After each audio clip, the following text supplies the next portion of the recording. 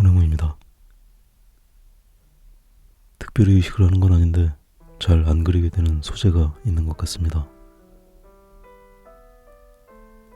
저야 풍경이나 정물이나 인물까지 두루 안 그리는 게 없는 것 같지만 그래도 그리는 빈도가 적은 게 확실히 있는 것 같습니다.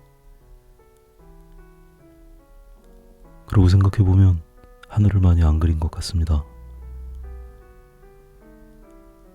풍경화를 그릴 때 배경으로 들어가는 하늘을 제외하곤 하늘만 그리는 건 처음입니다. 꽤 오래전부터 하늘, 구름을 그려달라는 요청을 많이 받았는데 지금에서야 그리게 되었습니다. 운행무는 너무 게으릅니다. 이것도 관성 같은 거일지 모르겠는데 저의 경우는 하늘을 풍경화의 배경 정도로 생각했나 봅니다. 생각해보면 저한테는 그런 선입견이 있는 게 몇몇 개 있었던 것 같습니다. 예를 들어 산만 그린 일도 없었던 것 같고 바다만 그리지도 않았던 것 같습니다. 그런 것들은 저 멀리의 원경을 이루는 요소로 그림에 넣는 정도였습니다. 항상 그렇게 하다 보니 하늘만 그리는 건 주제가 없는 배경만 그리는 것처럼 뭔가 아주 허전하다는 생각을 했던 것 같습니다. 이 그림을 그리면서도 그 생각이 여전해서 뭔가 중요한 게 빠진 것 같은 느낌을 가지고 그림을 그리고 있습니다. 게다가 워낙 다른 분들이 구름을 그리는 영상을 많이 올리셔서 그런가 선뜻 손이 가지 않기도 했습니다. 제가 또 엄청 청개구리 같아서 남들 다 하는 건 잘 안 합니다. 전생에 개구리였나 봅니다. 그런가?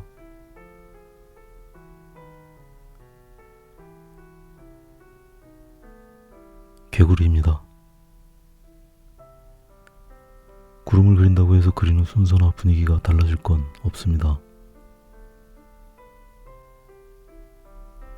대략적인 형태를 잡고 하늘하고 구름의 색이나 밝기를 구별해서 칠해 둡니다. 구름의 밝은 부분과 어두운 부분을 뚜렷하게 칠하면 하늘과는 선명하게 구별이 됩니다. 구름의 밝은 부분은 하늘의 밝기보다 밝게, 구름의 어두운 부분은 하늘의 밝기보다는 어둡게 칠해둘 필요가 있습니다. 이 정도만 구별이 돼도 하늘에 떠있는 구름의 부피감에는 그냥 대충 적절해 보입니다. 항상 구름이 하늘보다 어둡거나 밝도록 정해져 있는 건 아니고 이 구름이 그렇다는 뜻입니다. 본래 구름은 수증기가 모인 거라서 특별한 색은 없지만 햇빛의 산란 때문에 여러 가지 색으로 보이게 됩니다. 일반적인 구름들은 높은 데 있거나 낮은 데 있거나 밀도가 낮으면 흰색으로 보이게 되지만 비로 내릴 만큼 밀도가 높아지면 빛이 흡수돼서 잿빛으로 보이게 됩니다. 이렇게 노란색이나 핑크색으로 보이는 구름은 일출이나 일몰지음의 햇빛의 영향 때문입니다. 그 외에도 구름의 색이 다양한 이유야 너무나 많지만 오늘은 과학 시간이 아니니까 그림 이야기만 하겠습니다. 구름도 빛을 받는 부분은 밝고 빛을 받지 못하는 부분은 이렇게 어둡습니다. 덩어리감을 표현하기 위해서는 다른 사물들처럼 명암을 잘 관찰해야 합니다. 대체로 복잡한 구조를 가진 사물을 그릴 때는 대상을 한꺼번에 관찰하기보다는 먼저 몇 개의 덩어리로 나눠서 보는 경우가 많습니다. 예를 들자면 머리카락이나 옷주름 같이 복잡한 구조를 가진 사물을 그리기 어려워하는 이유도 대상을 한 번에 그리려고 시도하기 때문입니다. 복잡한 구조를 가진 사물이라는 것은 일반적으로 각자의 명도와 질서를 가진 구성물들이 모여 있는 것을 말합니다. 각각의 명도의 질서를 가진 게 모여 있다고 해서 한꺼번에 뭉뚱그려 버리면 특징이 사라져서 밋밋해집니다. 큰 덩어리를 나누어서 관찰하는 눈을 가지게 되면 팥뿌리 같은 복잡하고 헝클어진 사물을 그리는 것도 그리 어렵지 않습니다.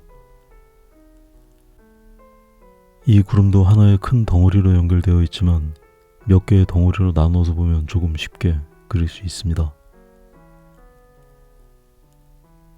가장 큰 덩어리를 서너 개로 나눠서 각각의 명도의 질서를 다르게 만들고 그 나눠진 각각의 덩어리를 다시 몇 개의 덩어리로 나누어서 그려줍니다.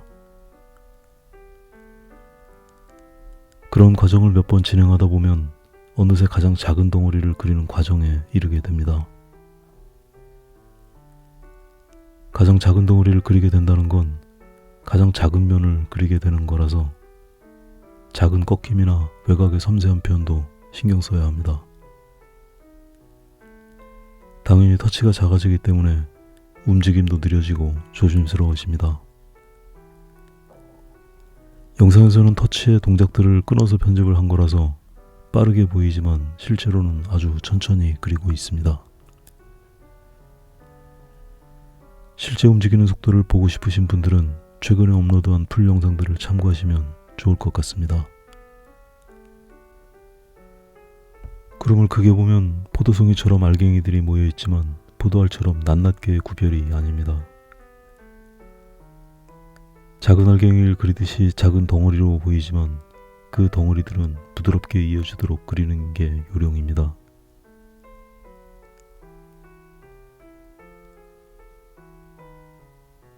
이제 구름의 본체는 거의 다 그린 것 같습니다. 지금부터는 그 본체의 주변을 떠도는 작은 부스러기 구름들을 그려 넣겠습니다.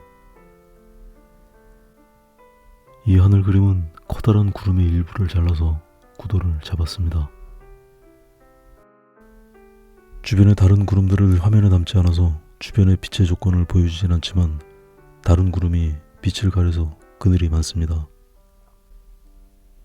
큰 구름이 앞을 가리고 있는 이 작은 구름들은 그늘에 가려서 어두운 색을 띠고 있습니다.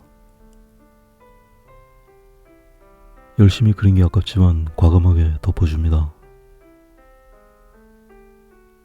이렇게 과감하게 덮어야 공간감이 느껴집니다.